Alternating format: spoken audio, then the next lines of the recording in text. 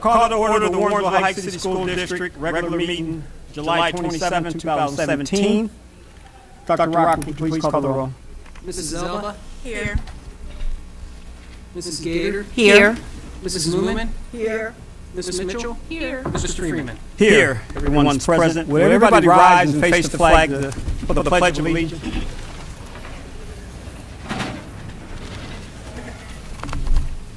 I pledge allegiance to the flag of the United States of America and to the republic for which it stands, one nation, under God, indivisible, with liberty and justice for all. You may be seated. Next on our board agenda is the approval of the Agenda 1.4. Board members, have you had a chance to review tonight's board agenda? Yes, sir. Yes. Is there any questions about the board agenda or any additions, any questions? I would like to remove 6.8, the student athlete parent handbook. Treasurer Rock, would you please remove 6.8 and let the record show that we are taking that off per Superintendent Jolly? Board members, is there anything else about the agenda today? No, sir. At this time, I would need a motion to approve 1.4, the approval of the agenda for July 27, 2017 regular board meeting. Mr. Chair, I'd like to move that this board approve item 1.4, approval of tonight's agenda with the removal of item 6.8, which is a review of the athletic student handbook. Can I have a second? A second. Moved by Vice President Mitchell, second by Member Newman. Any questions about the agenda at all for discussion? Treasurer Rock, would you please call the roll? Mrs. Gator? Yes. Mrs. Moomin? Yes. Mrs. Zelba? Yes. Mrs. Mitchell? Yes. Mr. Freeman? Yes, motion carries 5-0. Next on our board agenda is the approval of the minutes, 1.5. I'm looking for the approval for the minutes of June 8, 2017, work session meeting, and June 22nd, 2017, a regular meeting. Okay. I do need a motion to approve 1.5 approval of minutes for June 8, 2017 work session meeting and June 22nd, 2017 regular meeting. Can I have a motion? Mr. Chair, separate those. Okay. You want to separate June 8th? We're going to change that motion, strike it from the floor. Can I have a motion for the June 8th, 2017 work session motion? Meeting. Mr. Chair, I'd like to move that we, as a board, approve item 1.5, approval of the June 8th work session meeting minutes. Do I have a second? I second. Moved by Vice President Mitchell, second by Member Gator. Any discussion about the June 8th, 2017 work session meeting? Treasurer Rock, would you please call the roll for that June 8th, 2017 work session meeting? Mrs. Moomin? Mrs. Zelba? I abstain. I wasn't there that meeting. Mrs. Gator? Yes. Mrs. Mitchell? Yes. Mr. Freeman? Yes, motion carries 4-0. 311. Excuse me. 301. 301. Oh, I'm sorry. 401. 401. Thank you. Next, I need a motion for the June 22nd, 2017 regular meeting. Can I have a motion? Mr. Chair, I move that this board approve item 1.5, the minutes for the June 22nd, 2017 regular meeting. Do I have a second? A second. Is there any questions about the June 22nd, 2017 meeting board? No, I just have a comment. I will be voting no because the minutes are not accurate once again. Thank you for your comments. Board Member Elba. Dr. Rock, would you please call the roll? Mrs. Zelba? Abstain. No. Mrs. Gator? Yes. Mrs. Moomin? Yes. Mrs. Mitchell? Yes. Mr. Freeman? Yes, motion carries 4-1. Next on our board agenda is public participation. Outside was a card here. It's a public participation card. We just ask you to fill it out with your name, address, your phone number, and your comment or anything you want to talk to. Come down to the podium, give your comment. You have 3 minutes. Did everybody get a chance to actually fill out a public participation card? Would you like to fill out? Anybody else didn't fill out a card? Dr. Rock, do you have any other cards for public participation? Yes. Mrs. Ridgway? Come on down, Ms. Ridgway.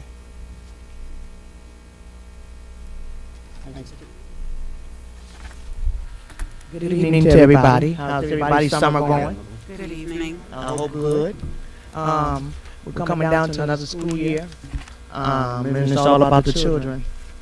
And Mr. Jolly and Ms. Rudolph, I seen you come in. I'm gonna need you again. We gotta get this bullying app going. Back up. Human trafficking, sex trafficking. We had an incident earlier this week in the United States about the smuggling of the human beings. And it's also about respect. So parents, if you're out there, please have your children to respect the staff this year, because no staff wants to teach your child and they're being disrespected. I don't get it. It takes a village to raise children. So if you could ask your children to be a little bit more gentle with the staff this year. And Mr. Jolly, I would like to see maybe next week so we can get these flyers going. I would like to get them going the first week that the children come back about the bullying and the human trafficking. If that's okay with you, Ms. Rudolph. Yes. Okay? All right, everyone have a blessed and enjoy the rest of your summer, and God bless us all. Thank you, Ms. Ridgway. Dr. Rock, do you have another card? Yes. Mr. Chambers? Mr. Chambers, could you come on down?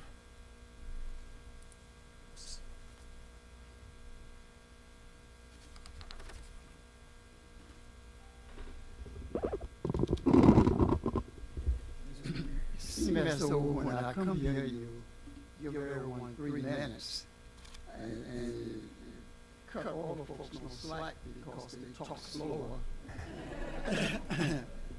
But what I came here tonight is not to talk about my height or age or so forth.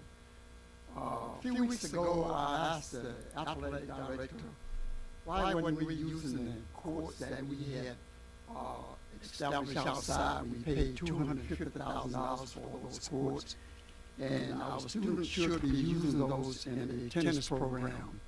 And he responded and said, if we have a tennis program, it has to be self-supporting.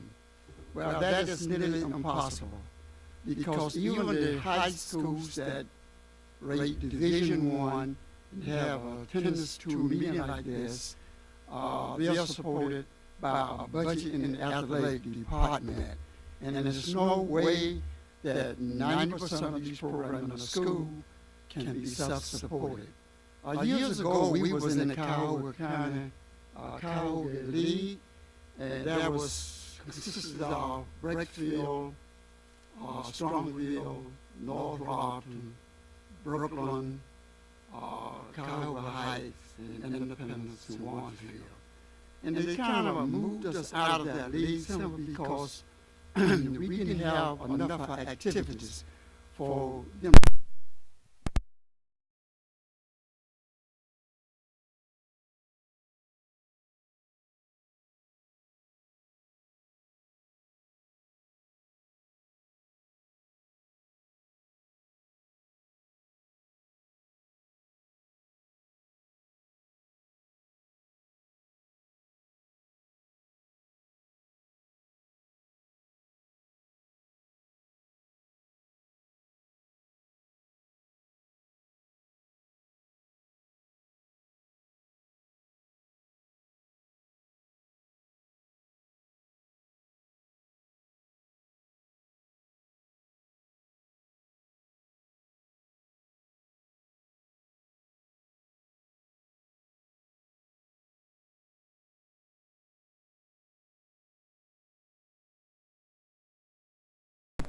But that person did not respond, and I was here to set up a program for it. Now, you might ask the question, what do I know about setting up a program? Well, I played for 65 years. I played ATA and USTA for 60 years. I won 2 national ATA championships. I've taken a senior team to national championship and came in second in the United States. I'm not bragging about this, but I just want to let you know that I know a little something about what I'm talking about.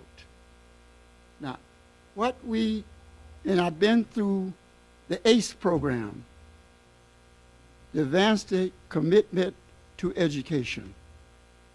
I went through that 3 times. I was trained at Vanderbilt School at Hilton Head. And so I'm saying to you that I'm just not talking from hot air.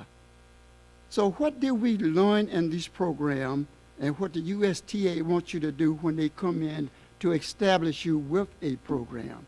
Because this sort of program is controlled by the Ohio High School Athlete Association. And some of the things that they want you to teach is PRP. And we connected this with the academic program. PRP stands for Prepare, Recovery, and Participate, or Participate and Prepare and Recover. So when we have a student in this program, we teach them how to prepare, how to recover, and how to prepare for the next day in their academic program. And so what is that composed of? That is composed of, some of it is biomechanics and biophysics. And in biomechanics, you are teaching the kid how to develop circular force and how to develop vertical force with his or her body.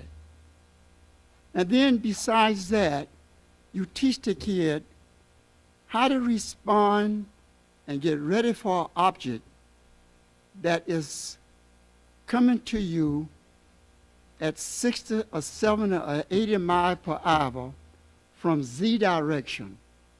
And Z direction is when you divide up a court, which is a rectangle, and hit it from Z direction, you should have a good understanding of how that object is moving. And what it takes for that is a lot of concentration and understanding the game, because when you are playing, it's kind of like when you're teaching a student the first 2 or 3 years, you teach that student how to read, and then you teach that student to read to learn. And in this program, you teach someone how to play, and then to play to win. And to be able to do that, he or she has to understand the game and has to be able to coach himself when they're on the court. So, and that's carried over in life, totally attention span, totally concentration, and totally participation. Years ago, in 1859, Charles Dickens wrote a novel about the tale of 2 cities. And in that novel, it was a phrase saying, it was the best of time and the worst of time. And for our student, I'm talking about the minority student in particular, beginning of a lot of them life, it is the worst of time. But if they could get in a program where they learn to concentrate, learn to study, then it could end up being the best of time. And we had one fellow wrote a book. And he wrote his book, the last book he wrote. And this was Arthur Ashe. And he was talking about the lumps in the road he had to succeed, the things that he had to go through. No matter how intelligent he was confronted with these things that he had to get by. And this is the same thing with a lot of our students, our minority students.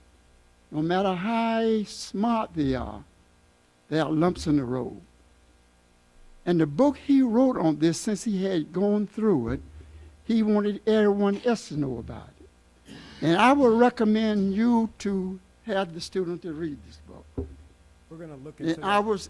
and I would say that the title of this book is A Tough Road to Glory. Thank you. Thank you, Mr. Chambers. Dr. Rock, is there another? Dr. Rock, is there a public participation? Mr. Barrett, but I think he wanted to give his time. Mr. Chambers took all my time. Thank you, Mr. Mayor. The next card? That's it. Is the other one? Is there anybody else who wanted to speak? No? Okay, next on our board agenda, most of why all of you are here tonight. The Ohio Department of Education is coming. They came to our district here in the week of June 20th to the 24th, and they did a summary of our school district. They brought a team of people with them, and they looked at various areas.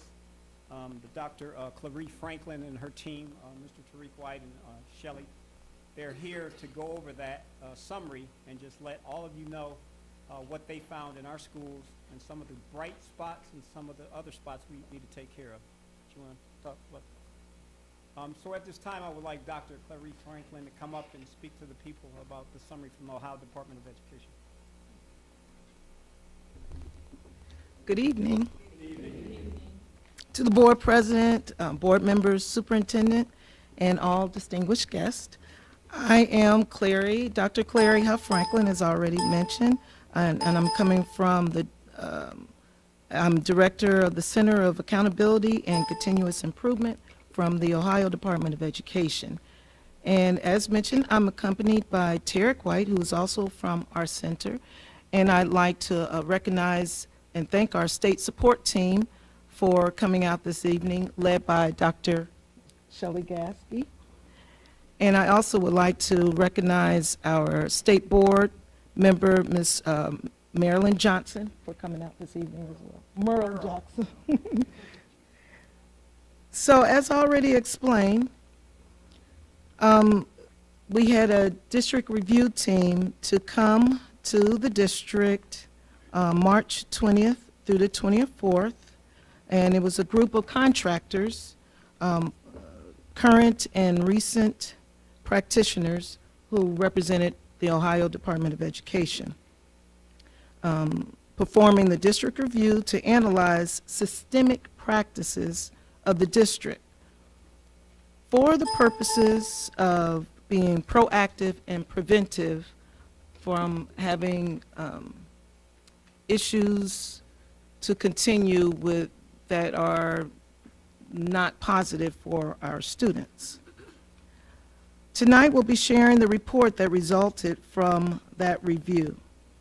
And briefly I'll explain the format of the report that many of you were able to get, and I think there are a few more left, and then there's an executive summary that are also up front if anyone is not able to get the remaining reports. Get a booklet of the report. Dr. Frank, oh, you need one over there. Michelle, can you hand that young one? So there's a few booklets left, and after that will be the executive summary, which I'll be speaking from. Can you hand one to Mr. Lover? Well, I'm sorry. So as those are being passed out, I'll just briefly explain the format of the report. So at the beginning, you'll see there's an executive summary, and that's basically what I'll be speaking from. You'll see there's different colored copies, and the brightest ones are the most updated, so you'll see some data that might be a little bit different in some of the highest yellow colored ones. And I will note that we will have the most updated version posted to the ODE website as well. So even if you don't get a full copy, you'll be able to receive one from the website, Ohio Department of Education's website. So as those are being passed out, you'll notice that there's an executive summary followed by an overview, which includes the student performance, which I'll speak from first. And then there are the district findings, which includes strengths, challenges, and recommendations.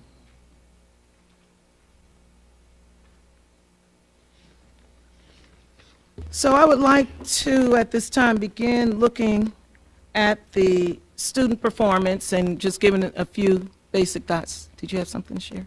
Okay. Which begins on page 7, between 7 through 10, is information about the student performance. So I'll share a few highlights. You're basically familiar with your report card. Remember, this is from 2015-16, and soon, within a few weeks, you will get the 16-17. So this will hopefully serve as a great comparison for you to look at when that next report card comes out. So let's look at some of the positive points that come from your data. On page 8, you'll see under the districts, where it says 3, the district's English language arts performance and student growth. Letter C speaks about the fact that there was significant evidence to show that 7th grade students in English language arts 2 test takers made more than expected progress. And then a few other points worth noting that were positive. If you'll look over on page 9 under graduation and dropout rates, number 6. The bottom of A and B speak of some positive points. The 4-year graduation rate has experienced a slight increase over the last 4 years by approximately 15%. So notice how it says see figure B, 16, appendix B. That's making reference to the actual chart. If you look in the back of the report, you'll see appendix B, and then find figure B6. So that's where you'll find the appendix and all the charts that are being referenced. And as I said, the 4-year graduation rate has experienced slight increase over the last 4 years. Another positive point is the dropout rates dropped, which is a good thing for dropout rates to drop, from 2013 to 2014 to 2015 2016 school year. It went from 33 to 10. Again, you can look back at, for every chart that's referenced, please reference the back of the report in the appendix. One more point that's worth noting that's positive. Under Prepared for Success, you'll see still on page 9, under number 8, where you see A, the ACT participation, which is the college entrance examination. ACT participation has increased over the last year from 34.2% to 41.4% of students participating. Additionally, there was a slight increase in students' SAT participation at Warrensville Heights. So those are some points out of a few others that are positive when we look at your student performance. The only other piece I will add, we did allow the district to review the report before we are making it public, and one statement they asked us to add, which we thought was fair, you'll see at the end of the second paragraph on page 7, which we will ask you to note. The second paragraph under student performance, please note that Ohio transitioned to new assessments in 2015, including a series of high school and intercourse tests. The state transitioned again in 2016 when it changed its test vendor. So I got that in, okay? Having said that, the main thing I'll have you note, which is what is the contributing factor towards why Lorraine and Youngstown are currently academic distress commission districts. On Warrensville Heights 2015-2016 report card, the district received an F grade on performance index and an overall grade of an F and value added. The district has had a decline in performance index over the past year, and you'll see that noted on the chart B14 in the appendix. It has had a decline even more than was expected for the change in state tests.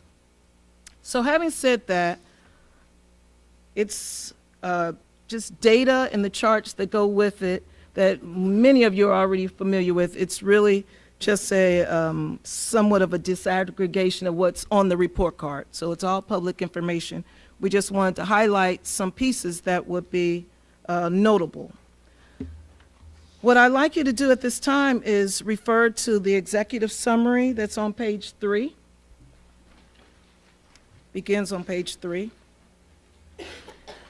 And with the executive summary, it gives you the highlighted main point of each of the strengths, challenges, and recommendations, but it's an 80-page report, and more specifics and more details are throughout the report. I will just share a couple from each the strengths, challenges, and recommendations with you at this time. And you can, after that point, take time to look through the rest of the 80 pages. Typically, this information is shared with the superintendent and the board, and we'll talk about some of the next steps that often happens with the other districts that we encourage after this point, okay? So looking on page 3, you'll see where there's strengths, and you see it's 6 different areas that we actually did the review. Leadership, governance, and communications, the first. Curriculum and instruction. Assessment and effective use of data. Human resources and professional development. Student supports. And lastly, fiscal management. So for the strengths, challenges, and recommendations, you'll see it broken down in those 6 standard areas, okay? So let's look at the strength under leadership, governance, and communication. It's also further explained on page 11.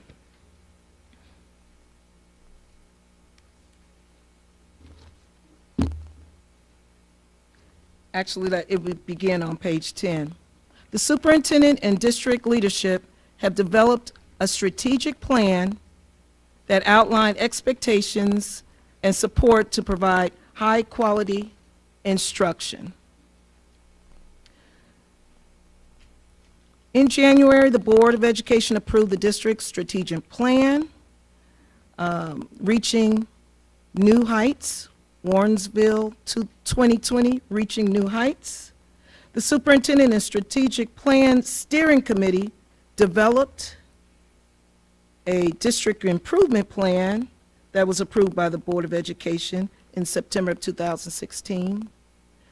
Committee reports to the Board of Education indicate that since February of 2017, the Strategic Plan Steering Committee meets quarterly and reports directly to the board regarding the progress of each team and its objectives.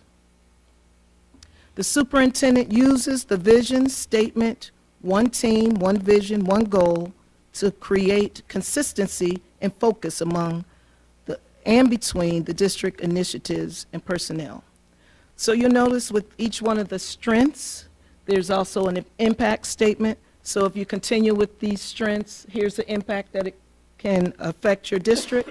So notice the impact on page 11. When the district collaborates with its stakeholders to develop strategic and improvement plans that outline district goals and expectations, it may increase the likelihood that stakeholders will be committed to the improvement efforts. So that's highly commendable. And one thing we want to know, in sharing the strengths, we're hoping to send the message to the public at large that there are things going well here. And we want to encourage the staff to continue doing those things that are going well. Another point worth noting, that's a strength, is under the student supports category, which is further explained on, beginning on page 15. The very bottom.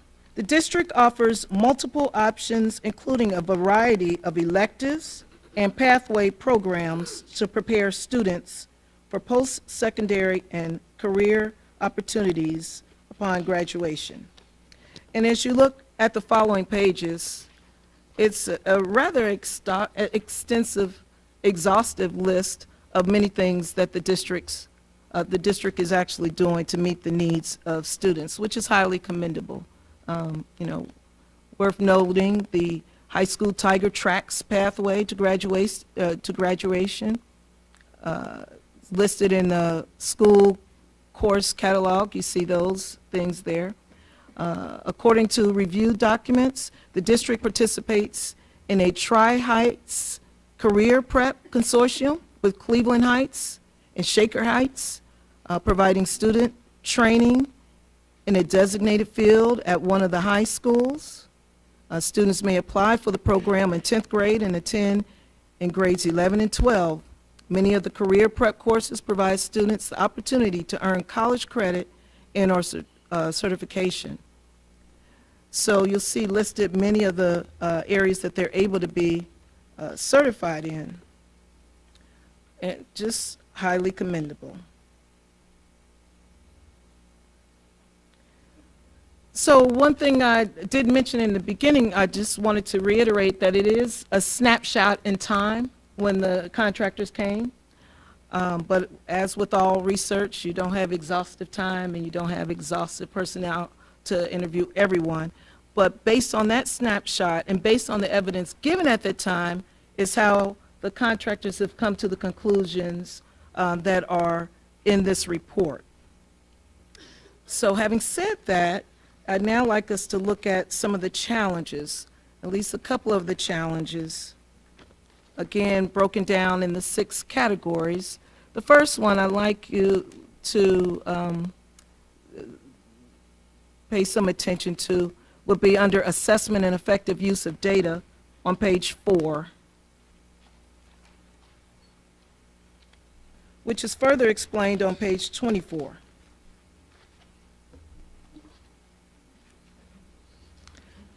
The district lacks sufficient remedial support to address the student learning needs identified by pre-K through 3 performance measures. So just a couple of points. The district's state report card shows that the percentage of students in grades K through 2 moving from not on track to on track is rather low. The percentage of students in grades K through 2 who moved from not on track to on track status range from 3.9% to 36.8%. I'm sorry, 13.9% to 36.8%. This was fewer than 10 students per grade level. Of the 44 third grade students who are identified as not on track on the fall of 2015 assessment, none reached proficiency on the spring 2016 third grade Ohio State test.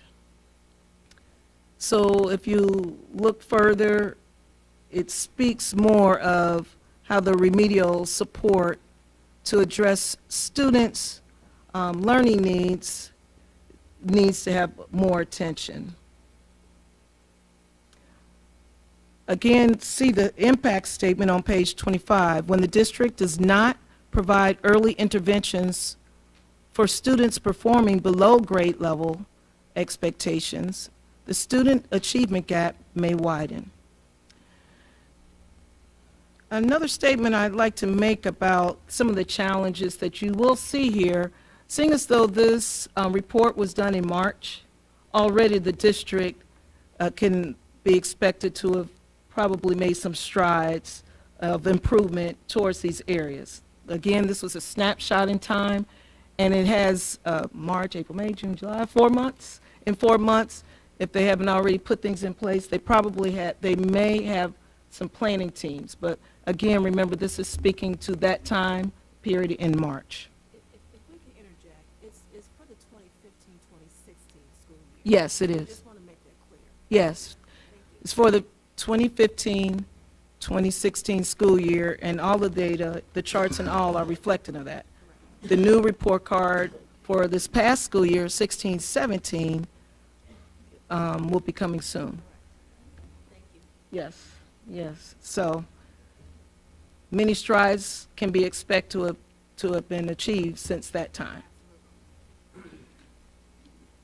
So the next challenge that we'll bring to your attention is under student supports, which is also referenced on page 28.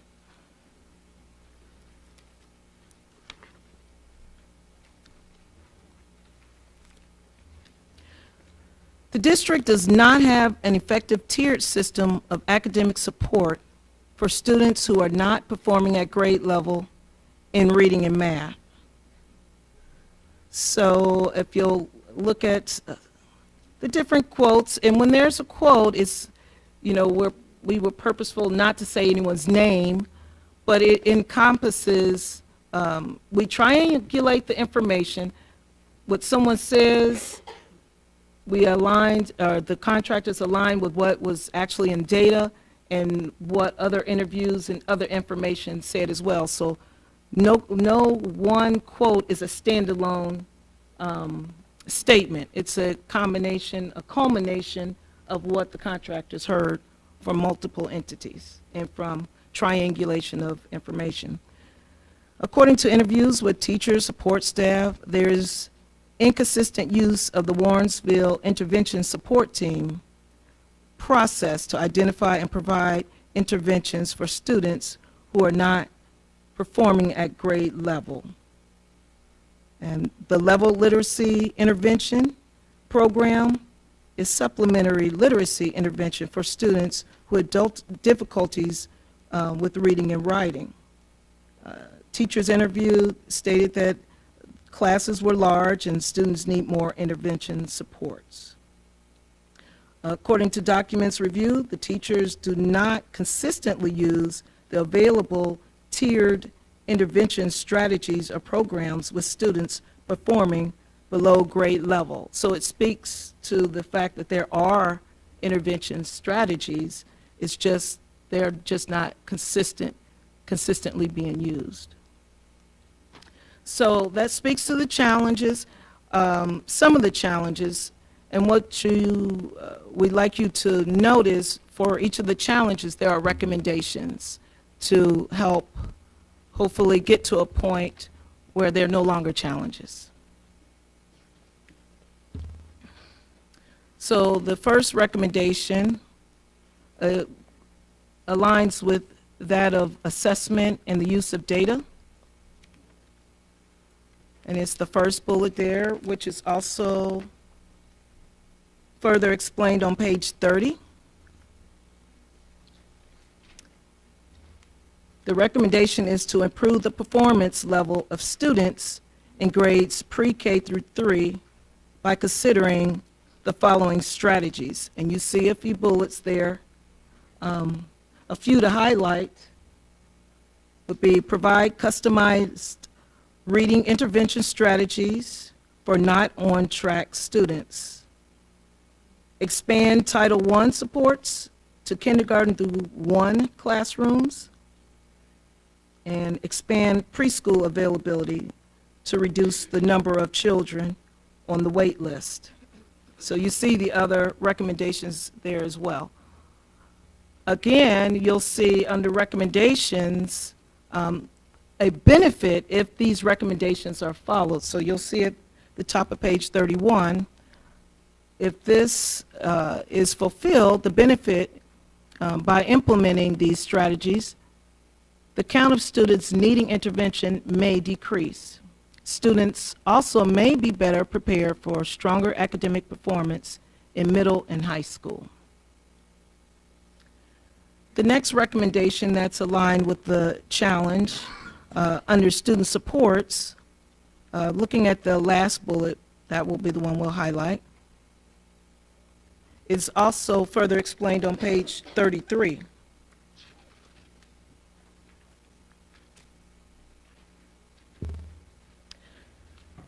On page 5, it speaks of a team, recruiting a team, and the recommendation speaks to the team that already exists in the district leadership team, which does currently consist of representatives of general education, special education, support staff from elementary, middle, and high school. The emphasis is to make sure to recruit entities that have the capability to review the following items: to assess district status and needs for professional development, alignment with district and school goals, fidelity of implementation, and impact on student achievement aligned to the universal design for learning, which the district has committed to, universal design for learning strategy in the district improvement plan. So just a few points there. Review the district policies, the support team, the district and community provider interventions, review the alignment of academic and non-academic interventions, implement and monitor the multi-tiered system of support implementation plan with specific action steps, and lastly, use common language and clearly communicate to all stakeholders the most current plan to implement universal design for learning to eliminate inconsistent and outdated information. So that gives you an overview of how the report is, the layout actually of the report. And as you have time to peruse it further, all 80 pages, if there are more questions about what is included, we'll be happy to answer those even at a later time, or if you share with the superintendent and we can explain more. If you have questions, I'll address them, as well as before I leave, I would like to explain some of the next steps for how we would like to be of support to you with this report. Board members at this time, do you have any questions for Dr. Franklin at all about some of the data you've seen in the report? I'm just curious to hear her next steps. I'm fine myself. Correct. Okay. Go ahead, Dr. Franklin. Okay. Again, I want to thank the district and all stakeholders. We did talk to so many entities, parents, students, the board. Everyone was so welcoming. I'm actually from Cincinnati, Ohio, so I left here saying, you all are pretty good people. So thank you for treating us nicely. We do appreciate that. So for next steps, we will communicate with the superintendent and his leadership team. And what's expected is we'll sit down with the recommendations, and we're encouraging the district to look at the recommendations and do a crosswalk, because many of these things are probably already in your plan. There's the district improvement plan that is already, put in place. We're not trying to have the district do something new. And often, this is not a surprise to the district and not to the district leadership. It's just a matter of being focused. So we'll be encouraging the leadership to make a crosswalk. Generally, that will take a few months. We'll allow them to have a few months, and with the support of the state support team, generally, they'll work together, and we'll look at what's feasible. And based on when they do the crosswalk, because you have already established some important pieces, the superintendent will be able to determine based on what seems to be a priority already, what might be a year one thing to tackle other recommendations, and then what might be a year two thing, a year three thing, and possibly a year four activity to deal with. We're not saying you must do all of this right now. It's going to be based on priorities. You already have initiatives, and so within that 6-month time period, it will be a weeding out of what should be number one priority for year 1, 2, 3, and 4. After that is constructed, it is our expectation to return within 6 months, or whenever that process is done, generally within 6 months.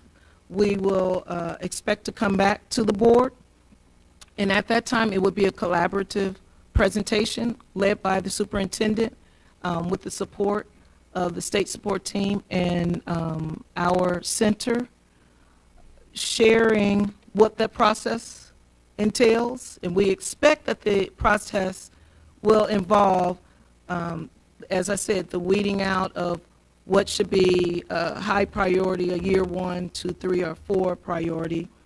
How might we possibly tweak the language so it best fits and becomes most attainable? Just like what we have, the decision framework that the district already works with. It's a living document because staff changes, legislation changes, things may change, but we're at least trying to put what has been deemed as urgent challenges in the forefront. Typically, there's a report out of sorts in some aspect by the superintendent along the way, so that when we come in 6 months, it's not a brand new thing that you're hearing the successes. So it's expected that the superintendent will share along the way progress that's already being accomplished. And as I recall, there is already a committee that shares progress, so you already have that vehicle in place. So at that 6-month time, as I said, the superintendent will facilitate and lead that conversation with the support of the state support team and our center at ODE. After that, state support team has always been working with the district and will continue working with the district. From our center more specifically, we have Mr. Tarek White that will be more directly communicating on a monthly basis with the state support team and with the district to lend support as needed. So before the district leadership team meetings, he will be communicating to find out, is there anything needed? Are there any special requests? If there are individuals that are needed, we'll make sure to get them to the board, to your district leadership team meeting. Then after the district leadership team meeting, Mr. White will also communicate again to say, from that meeting, did they say they need anything? In addition to that, all along the way from this day on, should the board have any special requests, you make those known to the superintendent, and we'll be more than accommodating to provide whatever support we can give to you. Commonly, the request is for explanation of the report card. So our accountability office has been very accommodating to share and help with that. So that's just an example. So whatever needs you have or support you would like from Ohio Department of Education monthly, state support team will be communicating and is able to get that. But additionally, the superintendent, if you'll let him know, he'll be able to call anytime, and we'll set up conference calls, we'll get visits out here, and have people at the board meeting as needed. So that kind of gives you a big picture of how we are hoping to continue supports. There again, the purpose of this was to be proactive and preventive for other districts that we have worked with. It has allowed for and helped the leadership to be focused, more focused. Many times there are several improvement plans, and it's a matter of tying them together. The crosswalk in itself ends up being vital to help districts to just streamline, because you can't do 100 things. Just as we were saying, we know you can't do all these recommendations in 1 year. has to be streamlined and priorities have to be made. So I hope that explains and helps you to understand truly we have tried to be proactive and preventive rather than saying, well, you messed up and now this is going to happen. We're trying to say, we're trying to put in as many supports. Anything that comes up, we're always going to be trying to, like by way of any kind of grants, funding, or pilots. There is always a pilot where they want urban schools or schools like yours. So now you are in the forefront of being asked to participate or for your input on initiatives that we have at the Ohio Department of Education. Board, is there any questions for Dr. Franklin? I think you spelled it out to the public and this board. Any questions you may have for her at this time? Okay. Well, we thank you, Dr. Franklin. We thank your team, Mr. White, Shelley, and the rest of you. We look forward to working with you. I know our superintendent's already on top of everything that you guys have brought recommendations for, so he'll be working with your staff. All right, looking forward to it. Thank you again. All right, thank you. Thanks for coming. All right.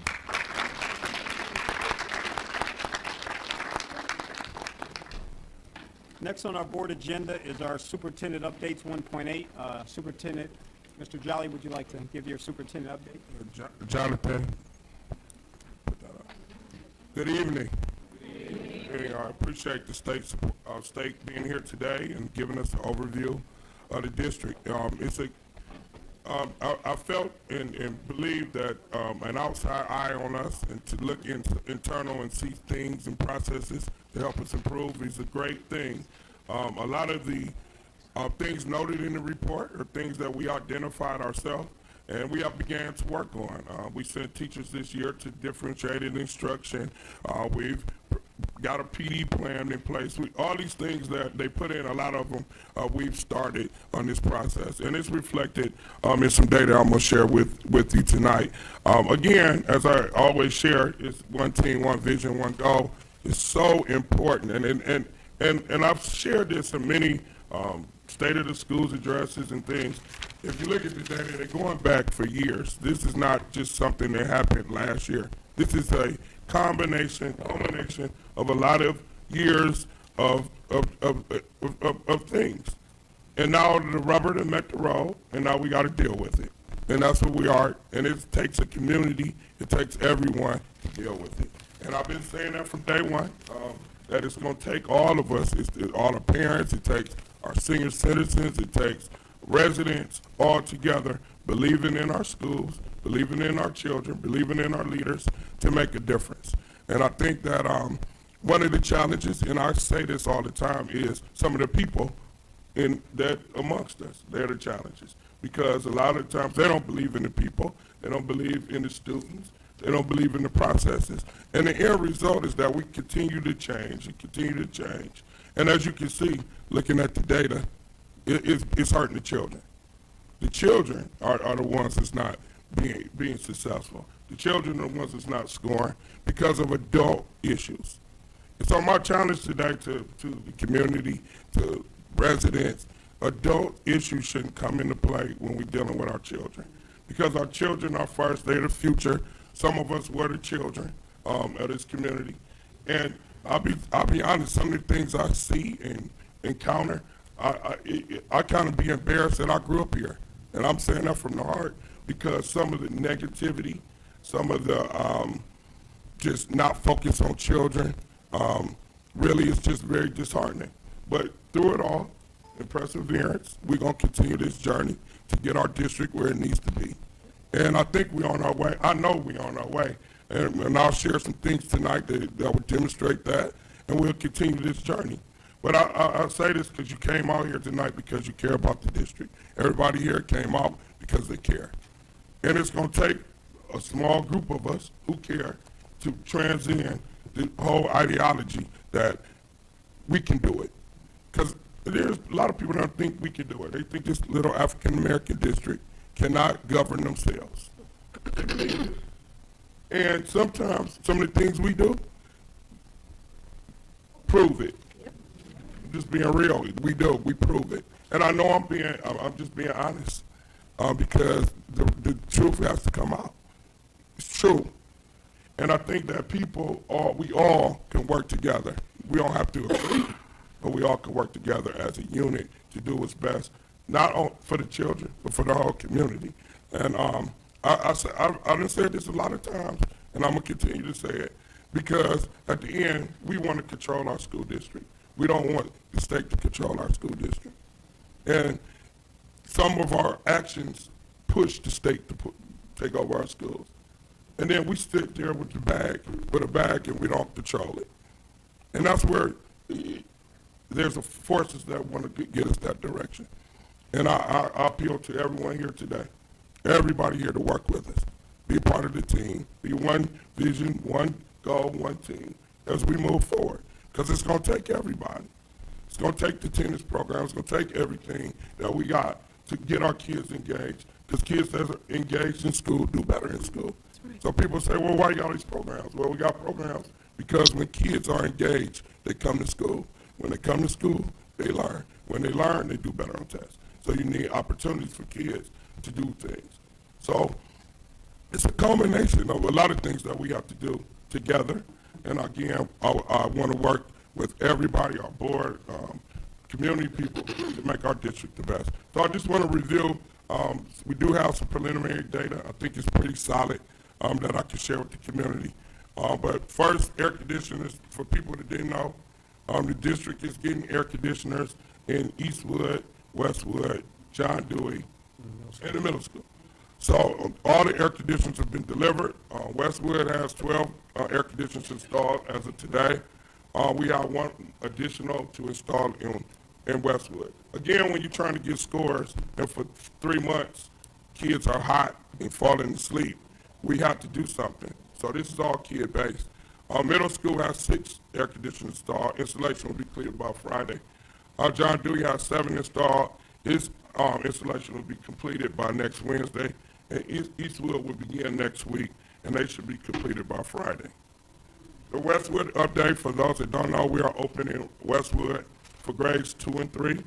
We will be sharing the campus with the Tabernacle of Faith, so they're still there. They will still be there and have a presence. All missing white ceiling tiles and floor tiles have been replaced. All electrical issues have been corrected. So we have some violations there that we went in and corrected. The wireless has been updated. The security system has been updated. The projectors are being installed this week and next. Rooms will be cleaned next week. Furniture will be delivered next week. Signage will be put up on August 7th, and we anticipate the rooms ready for teachers by August 7th. I'd like to publicly thank Jonathan and Rob for their hard work in preparing Westwood.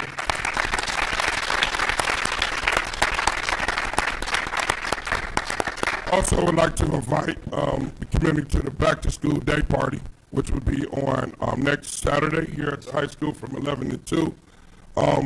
We'll be giving away book bags, uniform, our new principals will be there, food, music, fun. We encourage everyone to come and walk through. Now, preliminary data, Jonathan, is there a way you can make this a little bigger? Because ultimately, to get off this list, we have to score. Our kids got to score. So I just want to go over our preliminary data. It's not official, but this is where we are in comparison to last year. But I'll start going. So third grade reading, last year we scored 20.6%. This year we're at 31.1, which is a 10% increase. In math, it was 20% last year. This year we have 41.6, which is a 20% increase. Reading, last year in fourth grade, 20.2%. They're up to 35.4%, which is a 15.2% increase. Math, in fourth grade, 30% increase, up to 44.8, a 14% increase. Social studies, 25.3%. This year, 48.9, 23.6% increase. Reading, fifth grade, 24 last year, 35.9, 10.6% increase.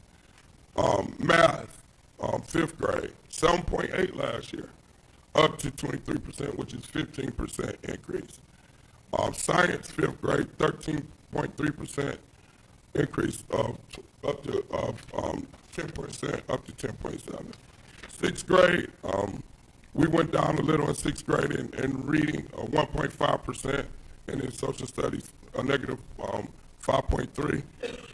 But in 6th grade teachers working hard on class. We had a tough 5th grade class, and they did an outstanding job. If you look at the value added, the kids improved. 7th grade went from 28.7 to 40.2, 11% increase. 7th grade math, a 4% increase. Reading, another 4% increase in 8th. 8th grade math, 27% increase. In science, a 15% increase. So I want to share the teachers did improve. We can't go from 0 to 100 in 1 year. But as you can see, incrementally, we are moving double digits almost every grade. Also, she talked about the pre-K to 3. So the year before, we did have an F in pre-K to 3. This year, we have a C. So John Dewey on the report, well, in preliminary, so it's preliminary data. So it's not official as of today, but it's pretty solid. It's a B in pre-K to 3. So I'm saying the work, we are doing the work. We're doing the work. And also the graduation rate. The graduation rate, what she mentioned, was went up. We went up from 65 to 76 this year, so it's 11% increase this year on the graduation rate. So again, we started real low. I'm saying we started real low. Last year, our first year here, we had to figure out what was going on. We had to figure out who was what. We had to figure out put things in place and structures in place. And this year, we are seeing the results of the work. I implore the community, everybody to be one, work together to make this happen. We can prove to the world that we are one of the elite and greatest communities in the state of Ohio or in the world. And I truly believe that with my heart. I grew up here, I went through every step. I came back here for that reason. And I asked that, I can't police negativity, or I can't police people who don't believe, but I ask that people who do believe in us help police and do away with things that don't promote the positivity that's going to help us. And it's okay to disagree, but it's fine to disagree because a lot of times they say iron sharpens iron.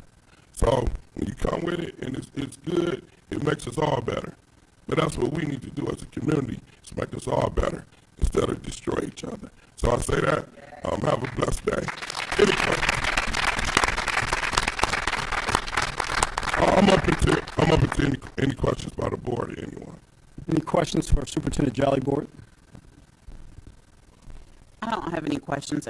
Just a comment.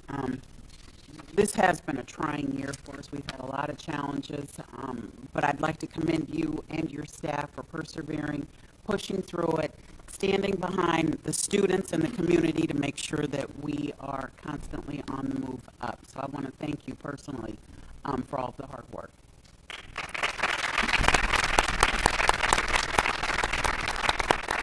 Also, Superintendent Jolly, I want to commend you. I know the hard work that you're doing. I want to thank these great educators that we have in our district. They're making it happen.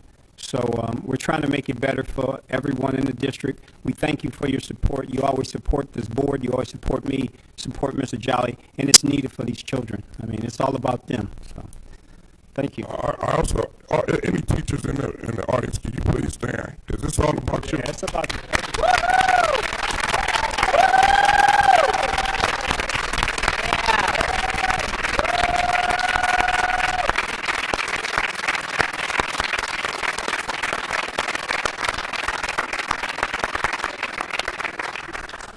Our teachers are the most essential components to this change in our district. And from my heart, thank you. I just want to add, I'm part of the senior club in Warrensville, and we want to help our children. So what I have asked our seniors to do is to volunteer their time to help tutor K through 3. And I was so impressed with the positive input that I got from them. So starting when school starts, we're going to have seniors come in to help our teachers. That's great. Because they can't do it alone. And we shouldn't expect them to do it alone. And a lot of us, like I said, I'm a senior, we have free time. So if I could give 2 hours or 3 hours or 4 hours a week just to help, we're going to do that. And Mr. Jolly, I will give you a list of all of the seniors that is willing to come out to John Dewey and Eastwood to help our children. Thank you. Thank you. I also want to acknowledge our union and our union partners, OPSI and WEA, for everything you're doing with the district union reps. Next on our board agenda, our consent agenda. This is a consent agenda. Most board members have reviewed some of this documents that's on our agenda. The treasurer's report and financial recommendation. Dr. Rock. Thank you, Mr. Freeman. In addition to the normal business that we have on the agenda for treasurer's report, the key item that we have tonight, and this is another pinnacle moment for the district. A few months ago, we passed a resolution to participate in the OFCC so we could get some new buildings. And our master plan is a pre-K to 5 building and then a 6 to 12 building. And we've had support from our committee, and we've gone through all of that. So step 1 was getting that first resolution in.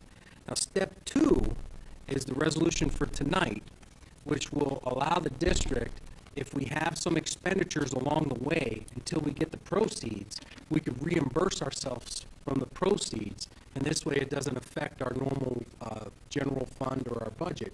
The money could be reimbursed back when we get the proceeds, when we get the financing, we get the money for the master plan. So we have bond counsel here, Mr. Rick Maniloff, to explain the resolution to the board and handle any questions with that. Okay. Come on up. You want to come down, Rick? Rick's our board counsel. He's with Squires. Good guy. All right. Thank you, President Freeman, members of the Board of Education. I guess I'm here to set a context for the resolution and explain the resolution and then answer any questions that anybody has. I'm as mentioned by Dr. Rock, I'm at Squire Patton Boggs, partner there, and have worked for the Warrensville Heights City School District for my 23 years at the firm. And so I'm happy to be here. It's an honor and a privilege. The resolution, as Dr. Rock mentioned, is related to the pre-K through 5 building that the school district intends to move forward with this year. The idea is that the Board of Education tonight will adopt the resolution to authorize Dr. Rock to sign what's called a Declaration of Official Intent. That would be the board action tonight. Really nothing in August, and then in September, it is likely that the Board of Education would be asked to adopt a resolution authorizing the financing, the issuance of what are called certificates of participation in lease revenue. So the construction of the new pre-K through 5 building would be done with a lease-based financing technique, and so the Board of Education would approve that in August, and then the state government would act in September. The Ohio Facilities Construction Commission would approve the project, conditionally approve the project in September. It would go to or October in that time frame, and then it would go to the controlling board after that, where they actually set aside state money for the project. And then after that action is taken, then we can go out and market the securities. And Mr. Priscilla is in the audience, and he would provide the financial advice related to selling these securities in the market, and we would likely then get the proceeds of the financing in December. By the end of the year would be the goal, and at that time, then the state would re-enter the picture and say, okay, you got your money, you put it on the table. Now we'll come up with our share, and we'll put it on the table. Then we'll sign the project agreement and move forward from there in early next year. So that's the financing track. There's also a construction track. Bill Prentisil from the Ohio Facilities Construction Commission has been working with the district all along. It's my understanding that he's going to come out to the district soon to talk to you guys about the hiring of an architect for the pre-K through 5 building, and so that's a separate track, and there will be board involvement associated with that as well, and then ultimately leading up to the signing of a project agreement with the commission. That's going to be done early next year, probably, and so it's within that context that this resolution is to be adopted. As Dr. Rock said, the basic idea here is that this resolution would permit the school district to spend money on this project now, and then later on, when the proceeds of federally tax-exempt certificates of participation are in the door and you have them, you can reimburse whatever funds that you paid costs out of with the proceeds of that borrowing. Is the basic idea here. And so after the resolution is adopted, Dr. Rock would sign a one-page document called a Declaration of Official Intent to seal that deal and start the reimbursement process. So it's I'll pause there. I don't think I need to belabor any of that, but I'm certainly happy because a lot of it's legal mumbo-jumbo, but I'm happy to answer any questions that anybody has about the project, about the financing. It's all very it's exciting. As Board President Freeman knows, it's been very complicated. It's been a long road for sure over the course of over a year, really, and it's but I'm excited to see it finally moving forward. So, Board, do you have any questions for Mr. Maniloff about anything about the phase 1 of the pre-K to 5 building? Any questions? Yeah, just if you, I'm Yes. sorry, I didn't mean to say yeah. If you could just clarify something for me. So I heard you say that we'll be spending money on the project now. What are we spending, what is that money going towards now? Is there a certain part, what is phase 1 that we're going to be spending our money on?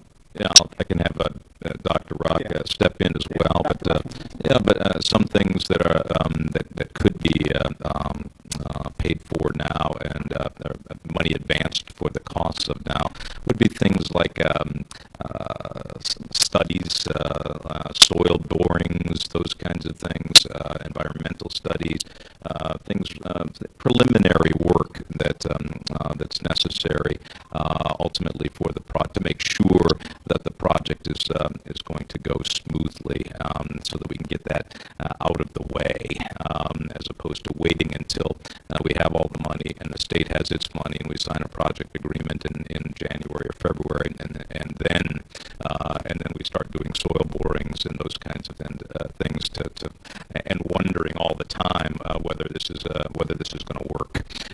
So we spend the money now to make sure with those preliminary work that we can do this project where we want to do it. There's every indication that we can, but we just want to be able to spend the money on those kinds of things. And then in addition to that, we could spend money on the pre-bond architects where they do those preliminary drawings. Again, that falls under the preliminary services, preliminary legal services, and also somewhere along the line we're going to have to make a trip or have some expenditures for our presentation to the financiers. So we'll have some, so it's not like we're spending millions of dollars beforehand, but the nice thing is any dollar now that we spend now, we could get reimbursed out of the proceeds, and that preserves all the financing on the proceed money, not normal budgetary or normal general funds of the district. It's to avoid the general fund hit. Right. That's correct. And the numbers, as Dr. Rock mentioned, are not in the millions; they're more in the thousands. Right. Yes. So so as far as accountability of what's being spent,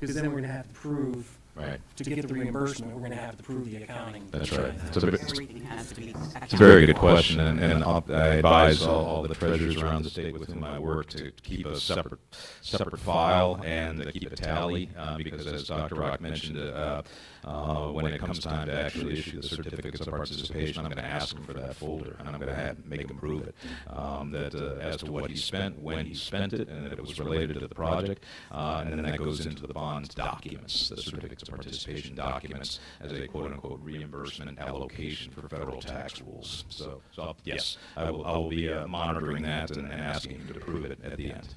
And if we did use this resolution tonight, Mr. Maniloff, we wouldn't be able to look back if we didn't have this resolution. That's correct, unless we would do the deal, the financing on a federally taxable basis. But the idea here, what we're trying to do, it's a complicated process, but we're trying to make it tax exempt, federally tax exempt, to get the lowest possible interest cost for the taxpayers of the district is our goal. Board, do you have any other questions for Rick at all? I just want to thank you, Rick. We've been working 14 months on this project with a group of maybe 10. So I want to thank you. I want to thank Mr. Chambers and Mr. Merritt for sitting in on that building committee. And Jim Taylor, former board president. So thank you for your work. Thank you. Go ahead, Dr. Rock. The floor is yours. That completes my section, unless there's any other questions. Okay, Board, this is a consent agenda. Before I make a motion for Treasury Report and financial recommendations, are there any items that you would want to take out separately, board members? Or are we going to vote on from 2 to 2.1? Oh, I mean 1.1. At this time, I'm going to need a motion for the consent, Treasury Report and financial recommendations, 2.1 through 2.11. Do I have a motion? Mr. Chair, excuse me, Mr. Chair, I'd like to move that this board approve consent by the consent agenda treasury report and financial recommendations for item 2.1, 2.2, 2.3, 2.4, 2.5, 2.6, 2.7, 2.8, 2.9, 2.10, and 2.11. Do I have a second? I second. Moved by Vice President Mitchell, second by Member Newman. Board, is there any discussion about these items? I have several questions. Dr. Rock, go ahead. Dr. Rock, on this, the super blanket that you have here for the business affairs, you have Schindler Elevator and Dyson Door. What number is that? I'm sorry, board member. What number is that?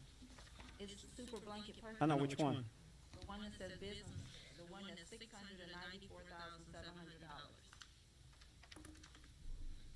Okay, go ahead. I said 2.6. You can tell me the number. Is there a reason that we're doing two different elevator maintenance? One company can do the other one. This is, one company is 10,000 and one company is 5,100. There's two different services that Mr. Folkman utilizes. So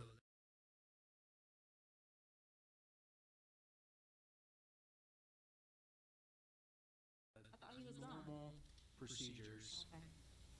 This last day is the And last year, the expenditures with the elevator was a lot more because we had that repair. All right. And We then have a question for Mr. Maniloff, though. Do we have to read the resolution, Mr. Maniloff?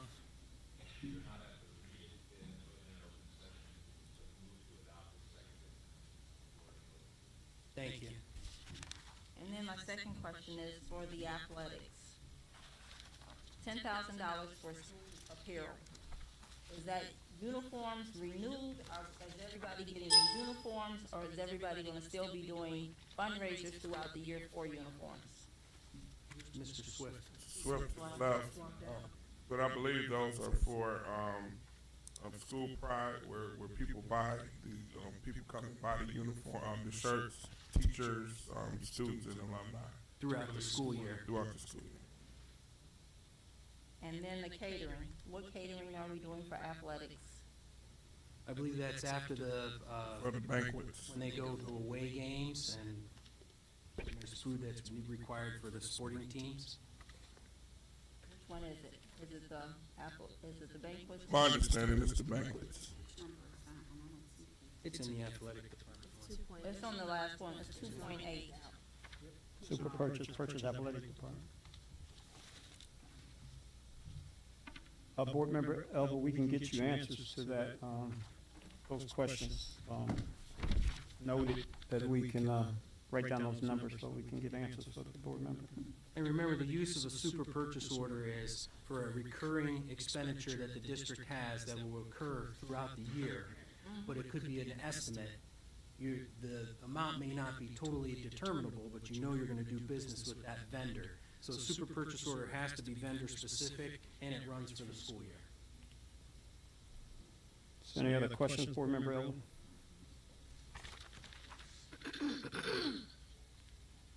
Okay, I need a, Ms. Mitchell, you made the, actual motion. Can I have a second? Okay. Dr. Rock, would you please call the roll? Mr. Maniloff just told us that we have to do the resolution for the reimbursables as a separate vote. What number would that be? 2.9. 2.9. I'm gonna recall that motion, No, I'm sorry, it's not, it's, 2 point, It's 2.9. 2.2. I'm sorry. 2.2. is Moody Nolan. 2.2. I got you. Sorry for the confusion. Let me recall the motion. I need a consent treasurer's report and recommend, 2.3. It's 2.3. 2.3. I'm sorry. It's my Alex, sorry. Sorry about that, Ray. at this time, I call for a motion for the consent treasurer's report and recommendation for items 2.1, 2.2, 2.4, 2.5, 2.6, 2.7, 2.8, 2.9, 2.10, and 2.11. Mr. Chair, I'd like to make a corrected motion to approve by consent agenda, treasurer's report and financial recommendations, items 2.1, 2.2, and then we'll move to 2.4, 2.5, 2.6, 2.7, 2.8, 2.9, 2.10, and 2.11.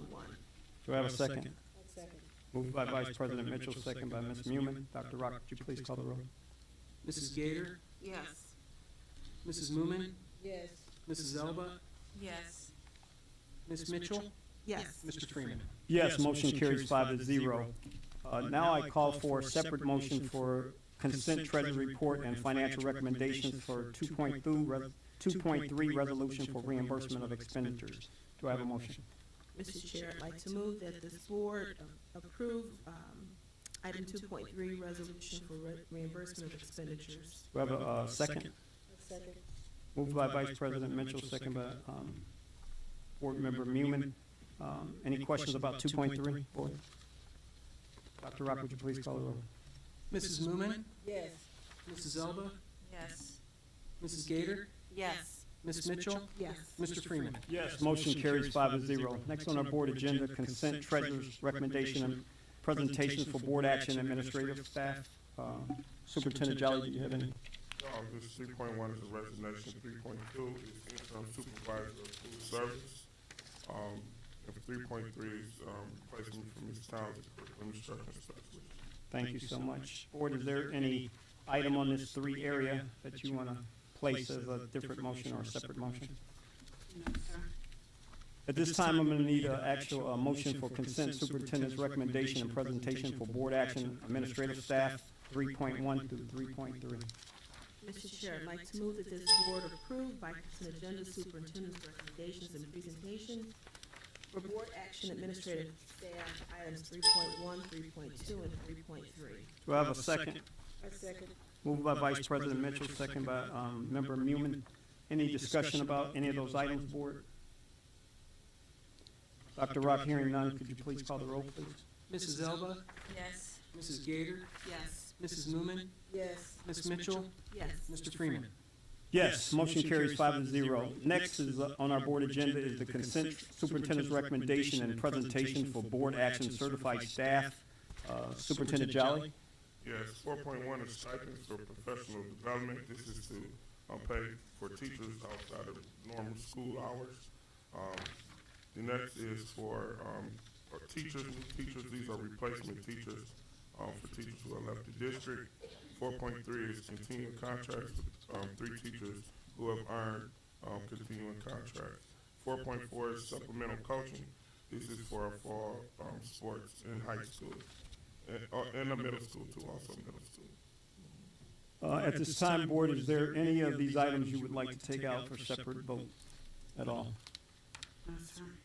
Hearing none, I need a motion for consent superintendent recommendation and presentation for board action, certified staff 4.1 through 4.4. Mr. Chair, at this time, I'd like to ask that this board approve consent agenda, superintendent's recommendations and presentation for board action certified staff, item 4.1, 4.2, 4.3, and 4.4. Do I have a second? A second. Moved by Vice President Mitchell, second by Member Mumin. Any discussion about these items, Board? I have several questions. Go right ahead, Ms. Elba. Mr. Jolly, where are the evaluations? You know, we discussed when you do supplementals, since we're starting the new year, that you were gonna get evaluations so we can make sure that this is gonna be the appropriate hire. That's number one. And my second question is anybody in here family that we're hiring? Oh, yes, we are hiring family, yes. The assistant high school volleyball coach is Robin Swell, who was a coach and teacher here in the past. That's the only one I'm aware of. Okay. And the evaluations, I will give them to the board. I'll get them from the coach. And then Go ahead, I'm sorry. Please, go ahead, Ms. Elba. my other question is, the paraprofessionals, have they all been, do they have their certification? You know, their little, I'm not sure. What do you want, Ms. Hunt? Ms. Hunt, can you answer that question? Ms. Pettigrew? is this a returning or a new one? This says to fill a vacant position.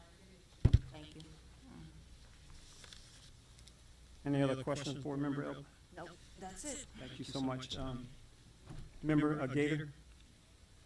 I just have a question about the evaluations that Member Elba asked about. Okay. When did we said we wanted to see the evaluations for all of the, I said I wanted to see them. I didn't know what you guys wanted, but we had this discussion before, but this was what, yeah, I want to see them. okay. Fine, we'll provide them. Yeah, we provide them. Any other questions, Board? No, Mr. President. At this time, I call for a motion for the consent superintendent's recommendation and presentation for board action certified staff 4.1 through 4.4. Yes, Mr. Chair, I'd like to make a motion to accept as, we already did. Oh, I'm sorry, I'm sorry. Roll call. Dr. Rock, would you please call the roll? That's right. Mrs. Gator, Yes. Mrs. Moomin, Yes. Mrs. Elba, Yes. Ms. Mitchell, Yes. Mr. Freeman. Yes, motion carries 5-0. Next on our board agenda is the consent superintendent's recommendation and presentation for board action certified staff. Superintendent Jolly, floor is yours. Yes, 5.1 is a resignation of an employee. 5.2 is the hiring of a paraprofessional. She is a relative and alumni of Warrensville. 5.3 is a cook, or hiring of cook. 5.4 is head cook. 5.5 is hiring a security officer. 5.6, hiring of bus drivers. Their replacements. All of these are replacements. 5.7, parental involvement specialist, returning. And 5.8, returning attendance truancy officer. I do want to, the dollar amount for that budget is not $28, should be $28,000 in that area. What is worth the 28,000? That is 5.8. Attendance truancy officer? Yeah, up to 28,000. That's 3 days a week, 8 hours a day.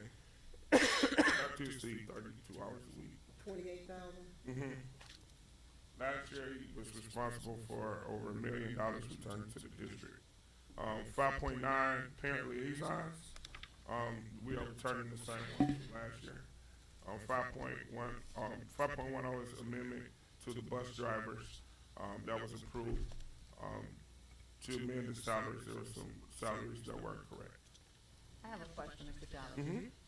We discussed last year. Yeah, can I call the No, motion? just because this is gonna require before a vote. So, about the parent involvement specialist. We discussed about starting her earlier because there's a lot of things that she will need to do before. Parent liaison? No, the parent involvement specialist. But Right. she's starting still later. Do we not have the funding for that? Oh, we do. What I would do is, and I'm glad you did catch that. 5.9. I didn't catch the date. I thought it was August 1st. 5.7. I would bring an amendment back about that to get her some additional days, because we really do need her to start the week of August 4th. August 4th? Yes. But we will have to adjust the salary on that, because that salary is not, that's for the working days. So I will bring something back on August 10th. So I'm gonna let you go through this and then I'll ask Yeah, my so questions. Let's we finish the actually vote need, then. Danielle, we need Danielle a little earlier. That's my own mission. I did recognize that early. I didn't catch it on the agenda. So I will bring something back, to the board that will designate, an amendment, to have her start a week earlier. Do we need to do an amendment or can we just change the date now? The salary will change. Yeah, her salary. Salary will change because that salary is that. So, Ms. Hunt, we'll work on something and have it to the board at the August 10th meeting. Have the right start date. Talk to her, yep. Okay. Let me ask you this. Is there a way that we can start her August 1st and then do an up to for her first and to do an up to and not to exceed or whatever? That way she can still start and we don't have to go back after the 10th. So, and you saying, amend this to say up to, but then we will have to bring her back. We can just work it out with the HR. We'll have to bring her back. So we get up to, it won't encompass her whole year unless we put another amendment on here, that said 5.8 up to. Up to whatever dollar amount. Dr. Rock, what's the best way? I do agree she needs to start early. 5.7 parent involvement specialist. The one thing we need is how many days will she be working out of the year? 10 before this starts. I mean, in the school year. How many in the school year? Do we know that? Ms. Hunt, do you know how many days would be for the? So, So what we'll do, I think the best way is for us to go and, yeah. I would. So I'll ask that if the board will approve this, we will, bring back The extra days. or we can do like we've done with other people, do like personal service contracts for those, Days. at our daily rate. Okay. That we need her, especially with the start of school, getting parents, especially with the opening of Westwood. Yeah. It'd be great to have her, working before the 14th. So that is, We'll get it worked out. do that. Any other questions? No, I'd just like to make a statement. We're not to have any discussion on any items on the agenda until the motion hits the floor and we approve the motion, and then we open the floor up for discussion. At that time, we're to ask any questions or bring topics such as this up for discussion. Thank you, Vice President. One more thing, Mr. Jolly. Item 5.8 is 28,800. That number just didn't pull through for us. So it's 28800, 28,800. That's a 5.8? Yes. Okay. At this time, Board, I'm going to need a motion, a consent superintendent recommendation and presentation for board action. Classified staff, 5.1 through 5.10, amending the 5.8 to be 28,800. Have a motion. Mr. Chair, I'd like to move that this board approve by consent agenda item number 5, superintendent's recommendations and presentations for board action, classified staff, 5.1, 5.2, 5.3, 5.4, 5.5, 5.6, 5.7, 5.8 with an amended salary of $28,800, 5.9 and 5.10. Do I have a second? I second. Moved by Vice President Mitchell, second by Board Member Newman. Any discussion at all? I have another question, Mr. Fowler. Alfred Miles, is he in or out? Where's that at? Yes. Frida. Take our Freedom Miles out. That is, our Freedom Miles should be out. She did retire. She was supposed to work to the end of the month, but she's gone. Is that 5.6? Yeah. Yeah. I'm sorry, say that again? She still worked up to the plan. Gotcha, okay. Yeah, she just started working on Friday of last week. Well, July 1st is coming up. Yeah, she should stay. It's Monday. She should stay because It's a she Monday. worked. Right. We got to pay her. She should stay. Yep. Any questions? Dr. Rock, would you please call the roll? Mrs. Moomin, Yes. Mrs. Elba, Yes. Mrs. Gator, Yes. Ms. Mitchell, Yes. Mr. Freeman. Yes, motion carries 5-0. Next on our board agenda is the consent superintendent recommendation and presentation for personnel and programs.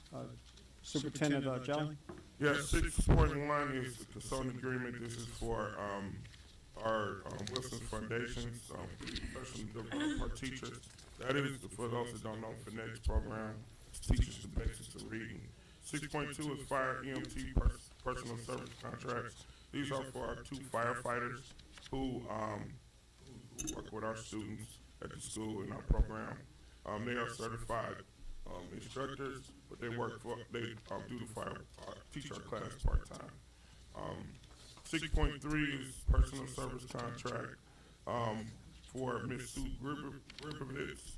Sue recently resigned.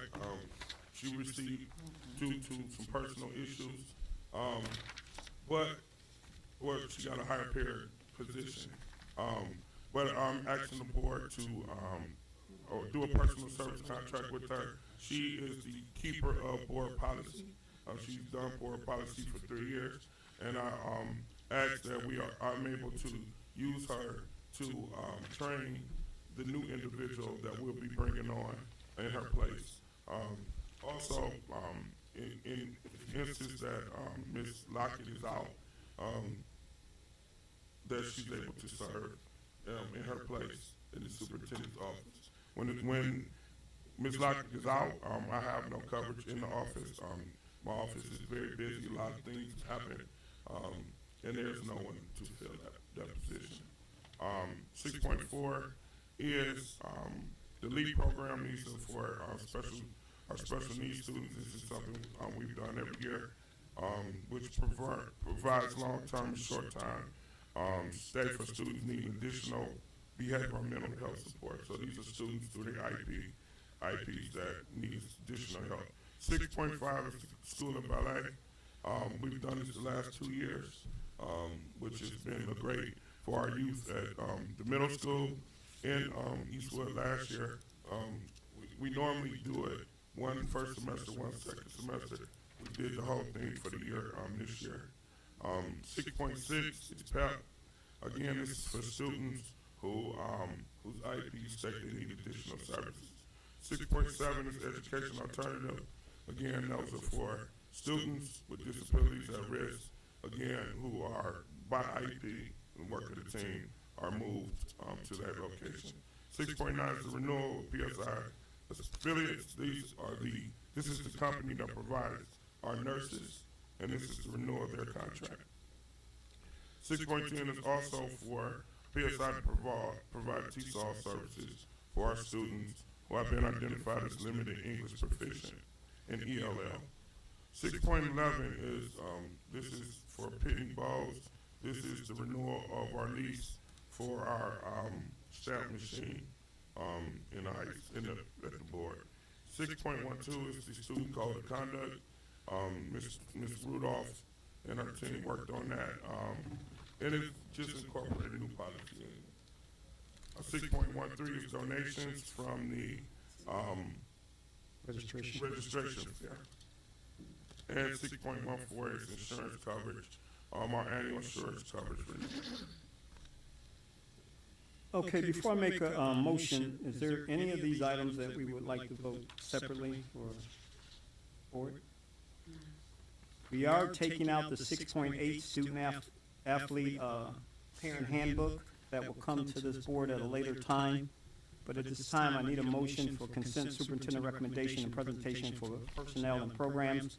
6.1, 6.2, 6.3, 6.4, 6.5, 6.6, 6.7, 6.9, 6.10, 6.11, 6.12, 6.13, and 6.14.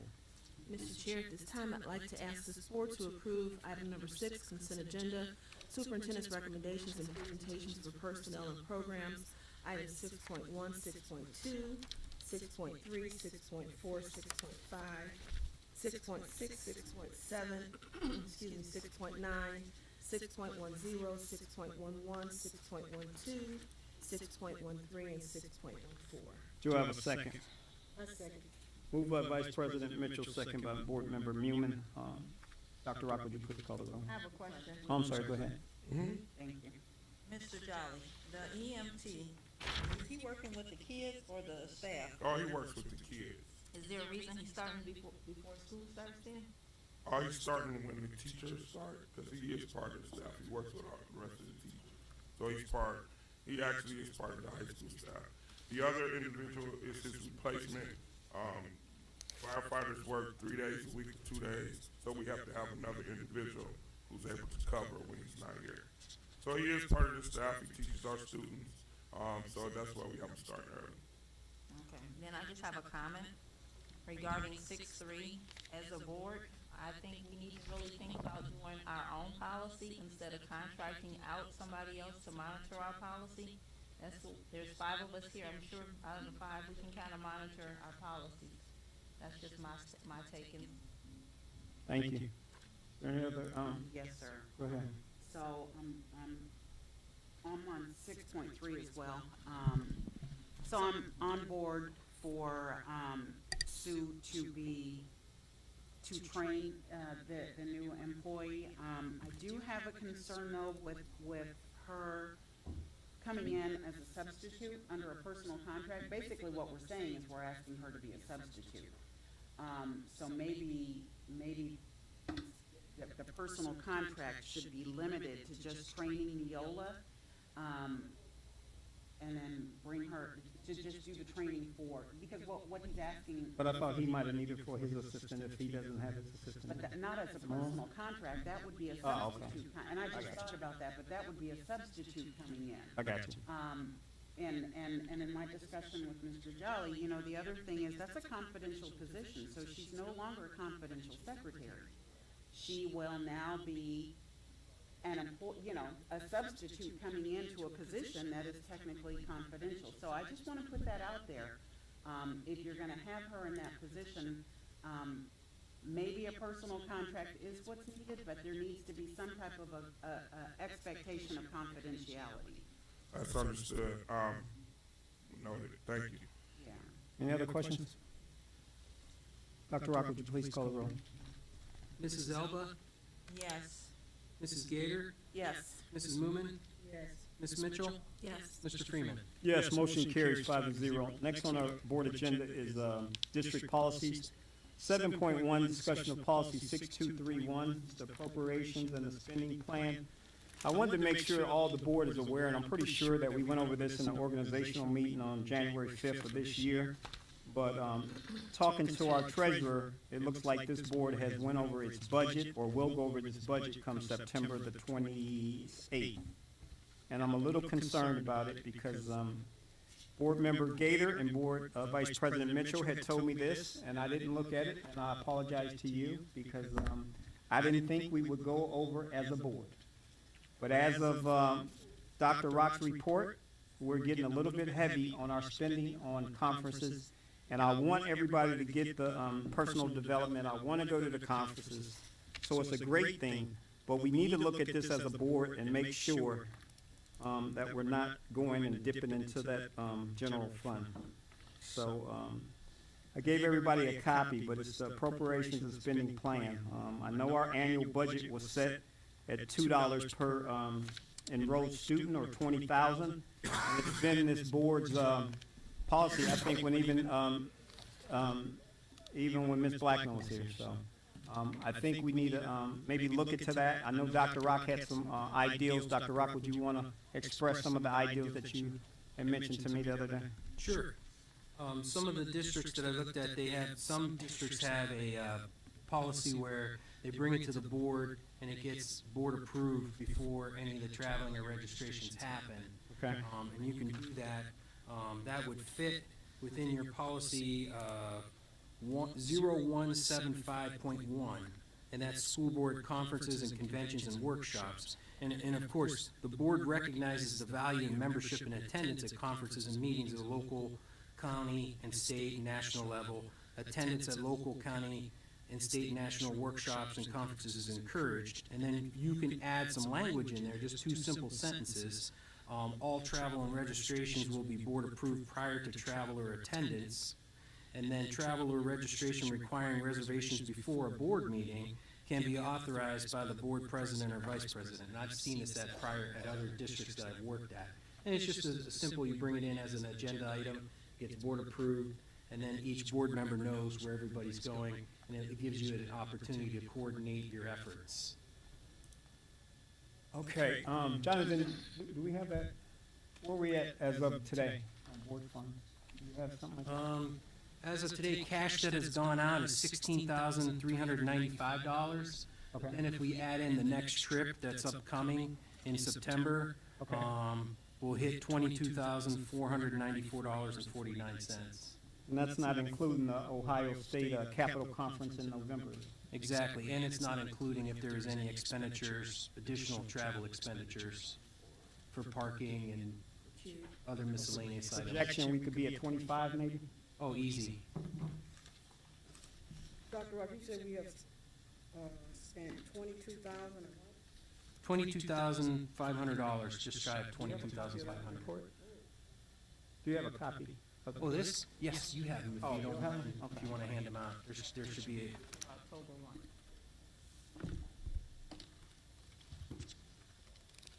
Board, do you have any questions about the appropriations that, I know I didn't think we would be, but we're at a crossroads that we're gonna go into our general fund come November with everybody attendance possibly at the Capitol Conference in November. Any questions or any concerns? Ms. Newman? What I think I'm that sorry. we actually need to start reviewing these conferences Uh-huh. to decide whether we really need it. Some of the topics are things that we have already been through. Okay. You know, I just think it's a waste if when we keep going back to the same type of workshop. So I think we really need to review these workshops that we are attending. Is it necessary? I mean, we can all leave, so. Board Member Elba, do you have any questions or concerns about appropriation? Can you hand it to them? There you go. I mean, I don't have any concerns. I just feel that if you're going to learn and bring the material back, that's different as opposed to if you're just going willy-nilly. I don't think anybody here on the board is just going willy-nilly. I think that if this is something that we're going to do because you start a vote in January, right? boards are allowed to go up to this 30,000. I see this, no, it's 20, but you can go up to 30. If you read your ODE, it's in there. Yeah, they just went off a Warrensville policy. I understand. It does state that. There are several school districts that have gone over and they've pointed that out, that you are allowed to go up to 30,000. I do see that it's 22,000 that takes us to October 1. So the only conference that will be left in question would be our Capitol Conference in November. The $30,000 limit is for districts that have a high number of, when you do the per student calculation. It's also for ours. No, you either Check pick, it out again, Dr. Rock. it's $2 per student or $20,000. And then the maximum is $30,000, but that's for like if you're at Cleveland schools where there's 40,000 students. Okay. If you did 40,000 times $2 would be 80,000, and the limit is 30,000. We're gonna look at it as a board. It just concerns me that we may go over. Like Member Newman says, a lot of these conferences are the same. The only great blessing that we do have, and is my election to the National School Board Association and Council of Urban Boards of Education. Because Ms. Gator told me, and I thought this district would hold the tab, but there's no actual cost for me traveling to any of those National School Board conferences. They're gonna pay for my travel, they'll pay for my flights, my hotel, they just won't pay for foods. And Dr. Rock, you got something from McNair, and they stated that I would be, they're paying for all my. Yes, yes, and so and that's that first column on the report. Okay. If NSBA wasn't paying for your travels, Right. we would be over $25,000 now before even Capitol Conference or anything else. And they are paying for my cube in September. Yes. So any traveling until 2020, April 2020, Yes. it shouldn't be no cost for me. So that gives this board 4 different members that we shouldn't be over $20,000 if you take out my expenses. So, Mr. President, may I say something? Go ahead, Board Member Gator. So what I know some districts do is they split it up. If it's $20,000, everybody is given $4,000 to spend. Okay. For each conference or for each year. Okay. Another thing that districts do, and so this is where we're getting into a bit of a bind, is all of us want to go to the same conferences. Some districts will say, okay, well, only 2 members are going to go this year to this conference, or 3. So we don't all have to go to every single conference. If there's one that we all want to attend because of the content, like I like the CUBE conferences. Yay! You like the CUBE? Then, No problem. Yeah. I so like them too. That would be my suggestion, is that we either, Okay. one, we allow $4,000 for each individual for travel purposes, and we might also need to consider, splitting up who's gonna attend which conference. And just for clarity. Yeah, January next year. Just for clarity, Ohio Revised Code 3315, I'm sorry. The revised code that supports this policy is 3315.15. And it does state, any city, local, or exempted village Board of Education may by resolution set aside each year from the general fund a sum not to exceed $2 per each child enrolled in the district, or $20,000, whichever is greater. Any educational service center governing board may by resolution set aside each year from the Educational Service Center Fund a sum not to exceed $20,000. The amount set aside shall be placed in a fund known as a service fund, which shall be used only in paying the expenses of members of such boards of education and educational service center governing boards actually incurred in the performance of their duties, or in paying the expenses of members to be of such boards actually incurred in training and orientation to the performance of their duties from the date of election or appointment to the date of administration of the oath of office. Such payments shall be made only in such amount as be approved by the board on statement of the several members or members to be furnished at the next succeeding regular meeting of such board. No board shall appropriate or expend a sum greater than $60,000 in any one school year from such service fund. All right, so Board, I just want you to look at that policy 6231. We're gonna have to come up with a program. We may go in the red this year, but next year, I do not want to exceed that $20,000. So what I'm hearing then is that for this year, everybody is saying that we're just gonna go We over. got one more trip, and, yeah. It's paid for. All right, let me just go on record as saying that I want to make sure that we, and I appreciate you bringing this up, because I think it's important for us to be physically responsible. And if $20,000 is what we are allotted, then I'd like for us to stay within that $20,000. Board, we got away from it, and I know I will give everybody a report on my retreat from the National School Board Association. Ms. Elba, if you can, we just want an update on the Black Caucus, and did you go to an urban advisory thing? What? Did you go to an urban advisory committee? Or was that a, Yeah, the one that was a couple weeks ago. yeah? Did you That have, was a free workshop. oh, okay. It didn't cost? It didn't cost a penny. Did you want to give an update on it? Did you want to give an update on it next? I'm sorry, hold on, I apologize, but I'm looking at this. It may have been free, but there was a hotel involved. Was it an all-day conference? It was a 4 hour, it was a 4 hour. 4 hours, it was. It's over 3, it's 4 hour conference. It was from 10 to 2, 9 to 2. It was 10 to 2. It was. I thought it was 10 to 2, I don't know, but. 10 to 2, so, okay, let me just put this out there too. So another thing that we probably need to do is take a look at a policy on attending board conferences. 10 to 2, $277 for a hotel. And it wasn't $277, so that is definitely a thing. It was actually $137 because the district charged my credit card for it, and I had to call them back to reimburse Mileage it. is in So it, that yeah. is technically an error. Well, So that's- Hold on. All right, so anyway, It's okay to disagree, ladies. I'm through. We need to address it with. Yeah, Just to be clear, that's no problem. I mean, we just need to know as a board if we're traveling, who's traveling, what they're traveling for. I didn't know about it, so, I mean, if you know, please inform me. You didn't know, they had a name tag for you.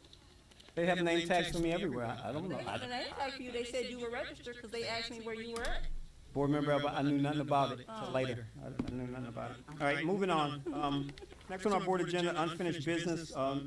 Superintendent Jolly told you about air conditioners. They will be installed.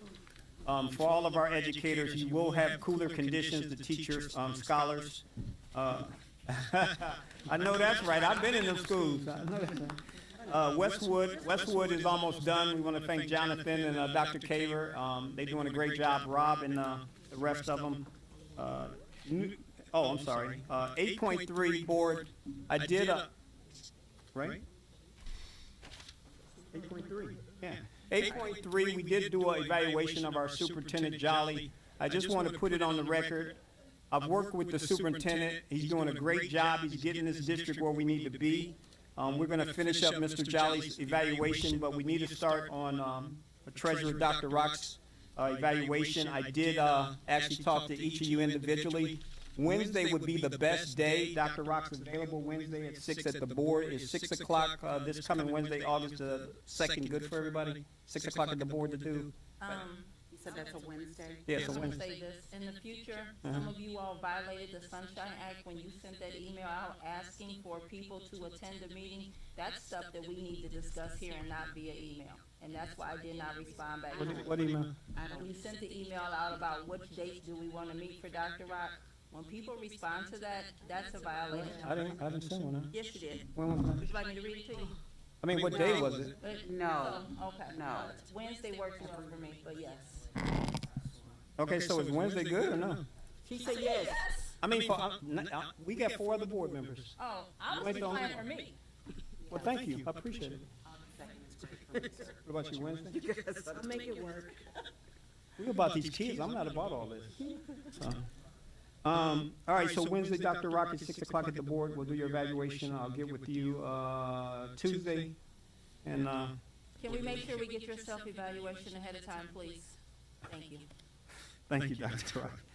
Rock. New business. We need a vote tonight. We are, or most of us are attending the Council of Urban Boards of Education in New Orleans. Is that correct? Ms. Muehlman?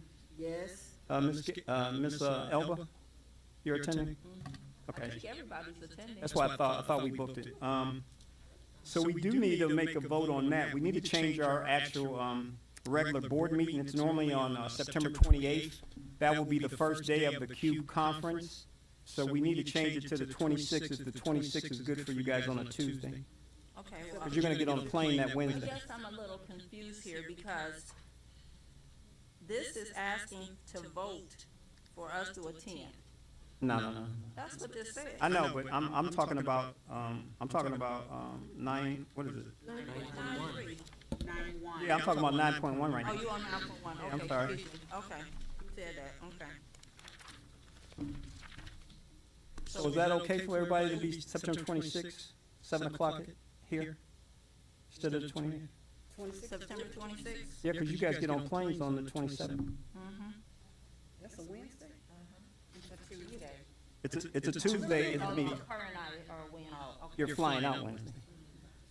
At this time, I need a motion for a new business 9.1 date change of September regular board meeting. Can I have a motion? Yes, Mr. Chair, I'd like to make a motion to accept item 9.1, date change for September board meeting. Approve the date change for the September regular board meeting from September 28th, 2017 to September 26th, 2017. Do I have a second? A second. Moved by Member Gator, second by Vice President Mitchell. Any discussion? Dr. Rock, please call the roll. Mrs. Gator, Yes. Mrs. Moomin, Yes. Mrs. Elba, Yes. Ms. Mitchell, Yes, sir. Mr. Freeman. Yes, motion carries 5-0. Next is our board self-evaluation. I know we had talked about it. I did talk to Kendall Lee from his program. We have about 3 different companies that would love to do it for us. Where are we at on that board? We need to do a board Do self-evaluation. you have any quotes from, I do. can you share them? I'll share them with you I'll share them with you Monday if I can from Kendall. He just sent it. From, on Monday? Yeah, yeah, Monday. Is Monday okay? I'll share them with you, all 3 of them. Is that okay?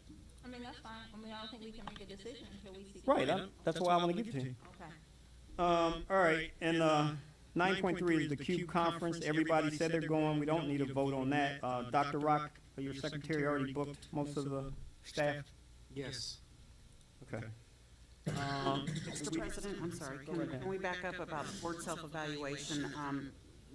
I know we still need to do a self-evaluation, but I would really like for the board to begin having discussions about a retreat that gives us the opportunity to sit down and have some serious discussions about our role when it comes to what the state said, because there were some things that relayed, that pertains specifically to the Board of Education, and it might not even hurt to do a retreat with Mr. Jolly and some of his team. Jelly, would you want something like that? Address that, so I just want to put it out there that I think a retreat would be great. Well, we may look at a board retreat with our superintendent and even the treasurer and some of the staff or your department heads. Board? Yeah, I'd like to maybe bring it up again in the next work session. Jelly and his staff? One on a special meeting. No, he's doing a retreat. You wanna do a retreat? Yeah. Yes, we do want to, I would like to recommend a retreat, Member Moomin. Okay, well, and I guess then my question would be, if we're gonna have a meeting to do our board self-evaluation, why can't we do all of that in there? You guys were just complaining about the money that we're spending, but now you're asking us to have another meeting, which we do get paid for. Why wouldn't we do all of this in one? I think Mr. Jelly's already got one retreat set. We have our administrative, Iggy- yeah, we got our administrative retreat next week, yeah. Well, we'll look at it because Because I think it's something that we need to address as a board. yeah, we want to be collaborative. Why can't we, and I hear what you're saying, but why can't it be an all-day thing and do one part on one time and another part another time, instead of all of these multiple meetings that we keep having? I didn't say that it would be a multiple meeting. I said I'd like for us to also address discuss a retreat. So again, I'm sorry. I'll stop then. We're all in there. All right, any correspondence, Dr. Ruck? No, sir. The announcements I do want to say, next Saturday, we will have our registration and pep rally fair. Last year, it went very well. We had over 400 students and scholars and parents right here at the high school. I'd like, if he can, Rick Reynolds, our new high school principal, to stand up, and you can wait. And the assistant principal, Ms. Stitt, would you stand, please? She's going to be the high school assistant principal. You guys will get to meet her. Welcome to Warrensville. So next Saturday from 11 a.m. to 2, we will be having our pep rally and cookout. Come get free hot dogs, hamburgers. We will have our uniforms. Rick, what else will you have from the high school? You have backpacks? Okay. Okay.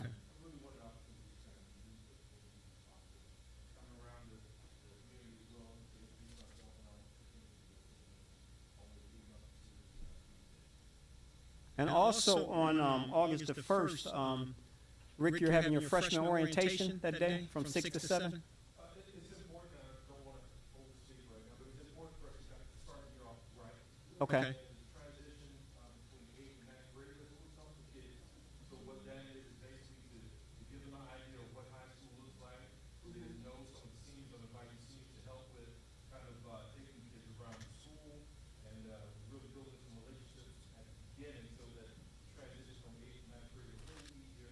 We talked about graduation requirements, so we can go ahead and let kids know what we're expecting and behavior-wise and dress code and all those things that, you know, can get in the way of academics. So we want to address those things right now and get ahead of everything, and so we can have a great year. Thank you, Principal Reynolds. The only other thing I do want to announce is that we will open our schools on August the 16th, our high school. Then we're opening our actual kindergarten, what is that, the 21st of August?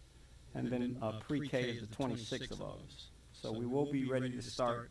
At this time, is there any other business that we have board I have a before? question, Go Mr. ahead. Jolly, Mr. Hall, the Strong Fathers, are we inviting, since it is a phone conference, will you be inviting the liaisons and the parent involvement specialists to be a part of it, since they are going to be a key role for that?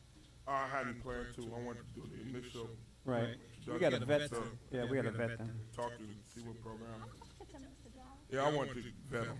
and, I know, but this board gotta vet them. I mean, it might be a great program, and I know Mr. I Hall. didn't say that. I said, will they be a part to listen?